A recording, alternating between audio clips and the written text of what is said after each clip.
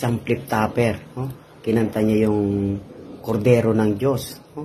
So, ang nangyari po sa kanya, nawalan po siya ng boses sa gitna po ng pagpipilip top niya sa maraming tao. Kasi ano po ba yung sinasabi po sa sulat ng Exodo, no? 20 verse 7? Ito po, huwag ninyong gagamitin ang pangalan ko sa walang kabuluhan. Ako ang Panginoon ng inyong Diyos, ang magpaparusa sa sinumang gagamit ng pangalan ko sa walang kabuluhan. Malinaw na kung saan kailangan po, wag po natin gamitin sa walang kabuluhan yung pangalan ng Diyos. No? Lalo na yung pagtatawanan mo.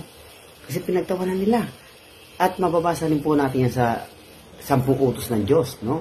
I think, pangalawa, ang sinasabi po doon sa 2nd utos, huwag ninyong babanggitin sa walang kabuluhan ang pangalan ng Panginoon. So, napakalinaw na kung saan kapag ginamit mo yung pangalan ng Diyos sa walang kabuluhan, ito ay binabastos mo, talagang ito po yung mangyayari sa iyo, may mangyayari sa iyo, no?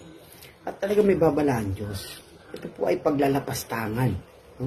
Sa Diyos, sa pangalan ng Diyos. No? Kung saan talagang ito po yung nangyari, no? Sa taong ito na talagang kinanta niya pa, no? Habang kinakanta niya yung Kordero ng Diyos doon sa maraming tao hanggang sa nagtatawanan sila. So, sa kalagitnaan ng pag-flip top niya, nawala siya ng boses. So, panoorin niyo po, mga kapatid, no? Kaya, babala po, no? Huwag po natin gagamitin sa walang kabuluhan ang pangalan ng Diyos. Amen?